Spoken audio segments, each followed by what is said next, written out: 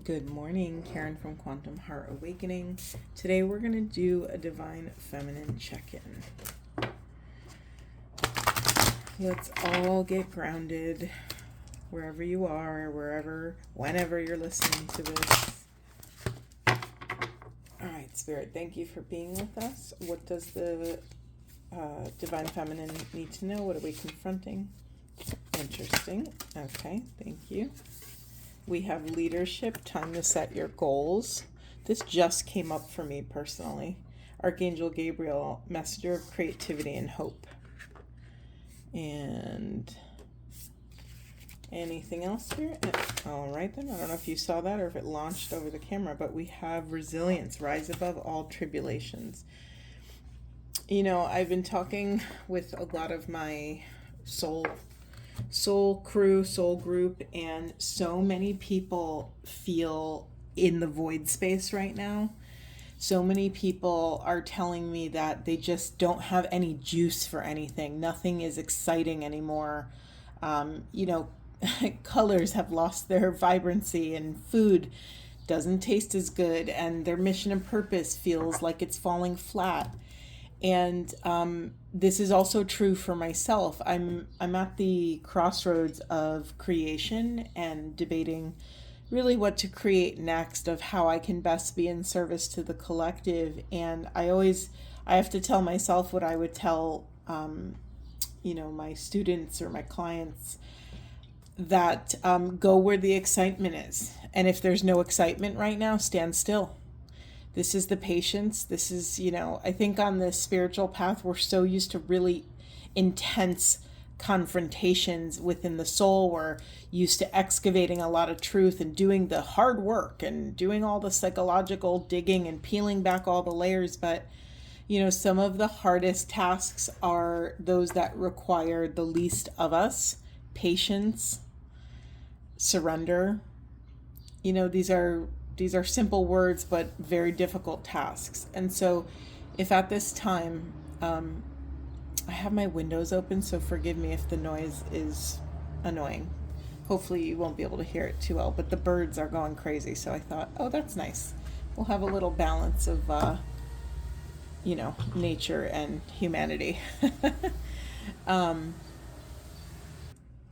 Right as I said that, street sweepers came by, so I closed my window. So hopefully the sound is better. What was I saying? So this is a time, if nothing is exciting, if you can't identify and discern what is the most exciting path that you can take, then this is a time of standing still. However, let's look at what's in the unconscious position. We have face your fears, release the power of fear. My spiritual mentor always says that if you have a choice, choose the path that is the scariest. Look directly into your fear and choose the most fearful path, because that path is going to require the most of you. It's going to require you to become the most, it's going to challenge self to evolve so that you can confront those greatest fears head on. Okay, Spirit, where do we go here? Yeah, I just want to say a word about resilience. Again, sometimes resilience looks like peace, right? We can be patient and be peaceful. Maybe being patient in one area of our lives means we get to be more present in another area of your life. If you're waiting for some sort of inspirational creative spark, maybe you get to spend more quality time with your family right now. Maybe you get to spend more time, contemplating yourself, contemplating life up to this point. How has life been for you thus far? What has excited you? What worked for you? What didn't work for you? It's important that you actually spend some time thinking about these things so that you can identify the path should it arise. If you're confronted with a similar experience or similar opportunities, if you know what you didn't like, it's really important that you have that wisdom in your back pocket. Okay, I'm just going to read from the book for this leadership card. I don't normally do this, but let's just see. Excuse me. It says, set your goals. You can master yourself with assertiveness and self-discipline. Take a leading role in this situation, knowing that mind over heart is sometimes necessary when group decisions need to be made. Define your structure, set your boundaries, and focus your attention on achieving your group goals. Stick to your plan and see it through to the end. Your strength of purpose helps to overcome obstacles and achieve the impossible. Expect an opportunity or job promotion with extra responsibilities. This may require letting go of unhealthy choices. And the mantra that comes along with this is, I make fair and just decisions. I am a good leader. You know, for a lot of you watching, some of this leadership most likely will be leadership over the self. Not, maybe it has to do with work, or if you're a project leader or something like that, but most likely you are being invited to step into the leadership over self, over your internal parts.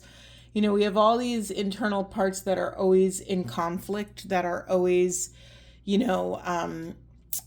always wanting to share their opinion, but not all of them are able to have the perspective and hold everyone's vision and everyone's desires.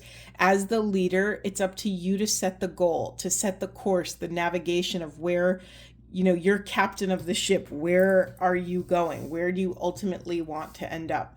And it's okay if you don't have answers to these right now. This is a time of void space.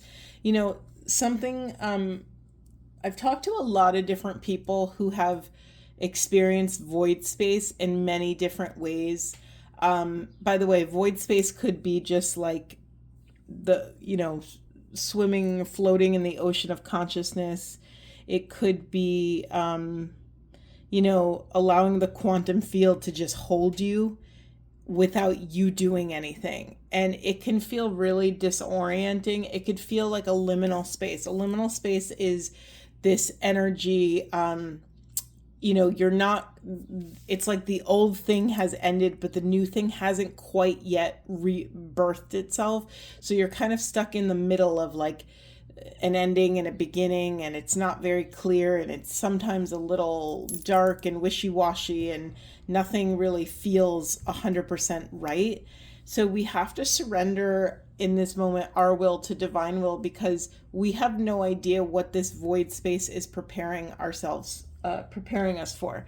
So it's important that if you notice you're in this like weird wishy-washy kind of in-between time, to really invite yourself, okay, well, if all these things are not in my control, what is in my control? So what is in our control is we can take care of our body. We can be present with our surroundings. And that's really all you need to take care of. And that includes people, if people are in your surroundings as well. But we don't have to go out of our way to necessarily like launch something or create something new or start a new relationship or, whatever. This void might be churning us so that we become who we need to be for this next leg of the journey. We don't know that, right? But we have lovely Archangel Gabriel here to bring this message of creativity and hope. To understand that the wheel will turn again, just because you feel stuck right now. The creativity is really speaking to me personally. No matter what degrees I've achieved or trainings or certifications or fields of thought or whatever area I've, pursued in my life, I still call myself an artist. Even though I have a lot of titles and I do a lot of things, I still call myself an artist because I notice that's the way my energy comes out. It comes through me, similar to how an artist, where it comes out in bulk a little bit, inspiration strikes. And I'm not saying all artists, wait till inspiration to strike. I think people who are really in the field, who are working artists, understand that you have to show up. You have to, show up your 50% so that the universe gifts you with the other 50%. The universe isn't going to necessarily gift you with the 100% and say, hey, come walk this path, come make this painting, come create this work of art, blah, blah, blah. You have to show up and just start the process and put, put paint to canvas or pen to paper or hands to clay or whatever or music or whatever your version of art is. Really, creativity is just, we all have access to it. We can be creative problem solvers. We can be creative parents, right? Parents have to be so creative in how they approach their kids, and every day a new arrival, and something crazy happens with kids and you have to be able to flex with it and just go with the flow. There's not a parenting handbook, right? There's not like okay, at this age, they're going to be like this. No, every soul is different, right? So it's up to that parents, it's up to those parents of that individual soul to learn the soul, to get a PhD in their child and excavate creative solutions or creative paths through the dense forest of their soul's of their child's soul. It's a really sorry, I'm just feeling, I just got a wave of intensity that moved through my whole body. It moved as a horizontal band of light from the top of my crown down, like a perpendicular band of light through my body. It almost felt like something was scanning me. That was weird. Sorry, I just had to take water to clear that. That was a very weird feeling. That's another thing. I'm also noticing some different, I'm noticing different things happening to me as a mystic, as someone who has one foot in two worlds or more than two, who knows. Just so pay attention, for those of you who are in these kind of divination arts, just pay attention, see, just take the temperature of your surroundings, see if your environment is changing around you. And I both mean physical and quantum. It's a weird thing. I kind of want to get some of these cards. I haven't used these in so long. Just reminding you, this is a feminine reading. I actually am saying that to remind myself. I totally forgot that this was a feminine reading. Thank you, Spirit. The hot tub's too hot. Okay, anything else, Spirit? Hold on. Anything else, Spirit? Anything else for these divine feminines? What do we need to know for the highest and best good of self on the planet? These cards are very slippery. All right, I'll take all these. Why not? We have shown me your original face, the face you had before your parents were born. Oof, this is a very voidy energy. Rewritten history. I'm going to read all these from the little book. I laugh because no wonder why I forgot the name of this deck, and I just looked down. It's called Visions in the Liminal Space. Of course I was drawn to this. Of course. Okay, the hot tub's too hot. While mania is thrilling and the creative output of this altered state prolific, it's invariable. Subsequent crash ranges from devastating to deadly. Despite the risks, some travelers feel an imperative to explore all possible realms of consciousness. Others have no choice. Having failed to heed dangerously rising temperatures, you are now up too high and overheating too fast. Emergency evacuation may be required. Nourishment, sleep, and hydration are key to safe de-escalation. Focus on little else until this is achieved. I mean, thank you, Spirit, for guiding me to this deck. It's speaking to so many things that we talked about in the beginning of this reading. It's really, really powerful. This is, listen, sometimes in this void space, we think we have to do more. We think we have to take action, that there's something to fix. And so sometimes in that very naive, beautiful idea that we want to solve our problems, right? It's a very beautiful idea. Let's fix this. Let's solve this. We end up taking on more on our plate than we can hold. And sometimes that burns us out, that sort of short circuits us. And so this is just sort of I never give warnings. I don't believe in bringing that sort of fear-based energy into these readings, but it's just hey, heads up, pay attention. You might actually be be handling so much. So choose surrender and see if there's still stuff on your plate. I kind of have a 97% hunch that you're going to have plenty to confront and contend with. So this is not a time of putting yourself in even hotter waters. Maybe this is not a time to go on another retreat or to take another class or read another book. This is a time of integrating what you've already taken in. Okay, like I'm just going to leave it there, but let's go easy. All right, I'm going to read all these because this is kind of perfect. Where are we? Okay. Show me your original face, the face you had before your parents were born.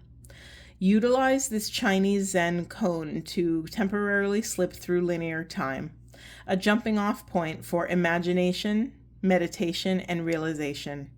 The notion of an original face has been long explored in Buddhism to refer to an ultimate reality, only accessible when all misconceptions and unrealities have been removed. Life is designed to make us forget our original face. To die is to remember. Glimpses are available to the living through spirituality. Ooh, I'm feeling tears well up.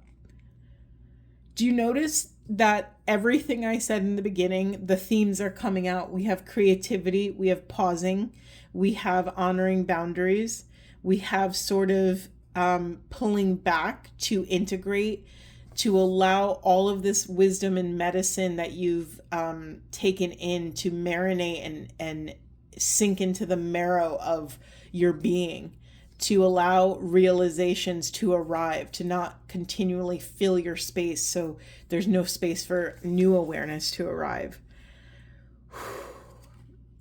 This is also an invitation, feminines, to put down any masks or any sort of energy that you've been putting into keeping up with the Joneses, either in your personal or professional life. This is like, who are you without the hair products and the makeup and the clothes? Who are you, with dirt under your fingernails and, dirty feet? Who are you when you just show up? What is your true essence? There's an invitation to strip down, to get to the core of who we are.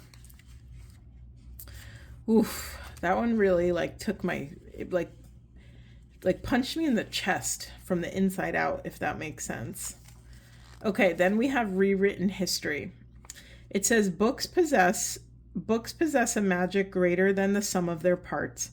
From society's earliest documentation, efforts to immortalize and pass on lessons learned can be found stenciled on the walls of prehistoric caves, hinted at in art, masonry, tools, clothing, architecture, and most importantly, books.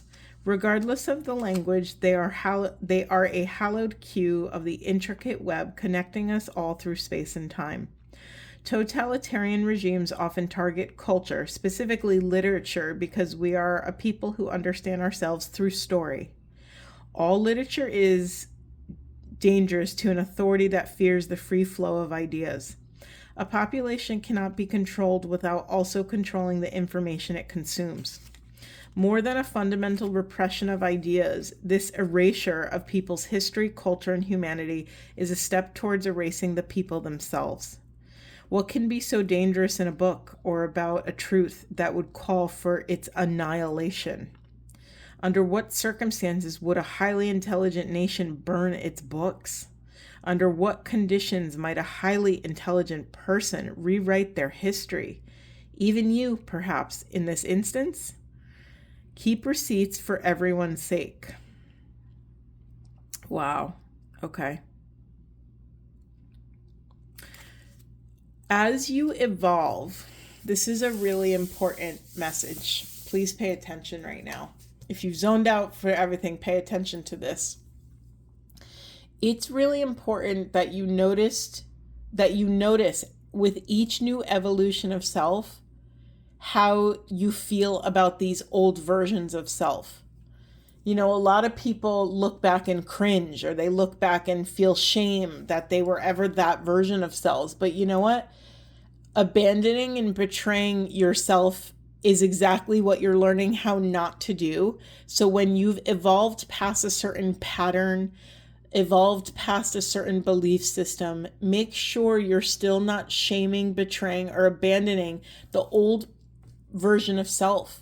The journey is to integrate all of these parts, to let those parts let those parts know that although that you are moving past them and you are learning new things and you're going after different things, people, creative pursuits, ideas, belief systems, whatever it is, to let them know that they always have a seat at the table, to forgive yourself. This is the meat and potatoes of this lesson, is can you forgive these old versions of self? Can you release any sort of judgment or shame over where you've been and step into that wholeness? I don't care what you've overcome or where you started this journey. Facts are that our earlier selves hold our history. And so do not deny these parts of self. Do not push away who you were at these earlier states. I mean, listen, there's a lot of wisdom in being able to hold loving space for our former selves. It's really hard. Sometimes I find myself weeping on my knees, like almost in shame of like, wow, I can't believe I used to do that. I can't believe I made those decisions. I can't believe I crossed my boundaries in that way. That's another thing. In my earlier days, I really betrayed myself a lot. I was a raging people pleaser. I felt that I had to perform to earn my worth on the planet. It's just kind of the nature of the beast. And so now I really try to look back at that version of self with love, and I have such compassion. Like, she was doing the absolute best she could with her circumstances, with her ancestral trauma, with her, her upbringing, her family of origin stuff, the world that she was raised in, the society. Like, she did the best she could. And, we have to understand that no parts of self occur in a vacuum, that you are or you were who you were because of an infinite number of circumstances, family, culture, society, political, whatever. Like, we will probably never know all of the little reasons why we are the way we are. It doesn't matter. We don't need to. We can give up the why and surrender our will to divine will, transmuting that automatically and stepping into grace, stepping into hope, having faith that look at who you were 10 years ago and look at who you are now. Really allow yourself to feel those differences. And now imagine who you're going to become in another 10 years. Doing this practice humbles us. It keeps us accountable. It keeps us open, wide, and awake. It keeps us present, right? There is no judgment in this process. There can't be, actually. Because when we judge our former selves, we're still attached to something. We still have some sort of shame or fear or something anchoring us to that old version, and thus we can't let it go. And so it's really important to, as you're dropping, these versions of self, as you're peeling back the layers to find your original soul, your higher self, your original face. Try not to rewrite your history. Just embrace it. If you rewrite your history, you're erasing a part of self, and it's going to affect how you move forward. If you erase a part of self, it's impossible to move forward in wholeness. There will always be a puzzle piece of self left behind. I just want to see what's in the unconscious. Aggressively hydrate. Yeah, this is do you see this? Aren't these cards awesome? This is a big self-care piece. This is a really important to just do nothing but taking care of your body, take care of your time, your schedule. Do what you have to do, but try to do the bare minimum right now. Allow yourself enough space so that this other creative path can unfurl for you. Really beautiful reading, feminines. Very lovely, calm energy. This reading was a kind and easy pill to swallow, right? It didn't feel very intense. Spirit, do you want to give them anything else? Do you want to give them some self-care? Maybe I want to give them some self-care. Just going to grab my self-care deck. Anything for feminines. We have clear your energy field, so do whatever works for you. I was just going to say take a walk through nature, and then we have take a walk, and then we have maybe burning bowl rituals, spend time with animals, another nature card. Burning bowl ritual is interesting. I haven't done one of those in a very long time, but for some of you, you can write down all of the fears that you've been afraid to face. You can write them down and put all of their, allow all of this piece of paper. Ask the universe to imbue this piece of paper with all your fears. Write them all down. You can even write like scenarios that you fear or whatever. Get it out of your system. And then when you're complete, when you're really ready to let it go, burn it. Of course, do this outside and do it in a safe way. But this is one way to just symbolically, ritualistically get it out of your body. In the unconscious position, we have intuition. Yeah, it's like you have to understand that the longer you take to face your fear, the longer you take to surrender, the longer you push off this patience of this void liminal space time, the longer you're pushing away your intuition. So when we push away our intuition, we don't have access to our wise discernment. And if some of you are really struggling with intuition, this is like a life hack. I'm just going to tell everyone all the time, but our intuition is directly related to our self-esteem, how we feel about ourselves. If we don't feel good about ourselves, then we're allowing something else, or a belief system or a society or a cultural or capitalistic programming to tell us that we're not good enough or something. So we're letting something else run the show. So if you're struggling with intuition right now, work on your self-esteem. I don't know what that is for you. Maybe it's like pick up a side hobby, or, go do something creative. Go do something just for you that makes you feel good. Maybe it's a physical challenge. Maybe it's like, committing to a new exercise or something. But again, if you feel blocked in your intuition, work on your self-esteem. I'm just going to get one of these Woods cards because they're fairly new for me, and I just want to see what might come up. Anything else for these wonderful feminines? Anything else? Thank you so much, Spirit. We have Journey, branch out to new worlds. What's interesting about this is that for us in this moment, feminines, new worlds means just a new way of doing and being in the world. And we are in void space right now. So as you learn to, I'm already forgetting what it was, step into leadership and set new goals, and as you learn to, step into your creativity and bring this sort of resilience and rise above all these tribulations, remember that you get to step into this, you get to step into a new approach. A new world might be a new approach. If normally you respond with anxiety and panic, maybe this time you respond with relaxation and surrender. So be open to new pathways that may arise for you, okay? All right, I'm going to leave it there. I'm sending you all so much love and support, and I will see you in the next one.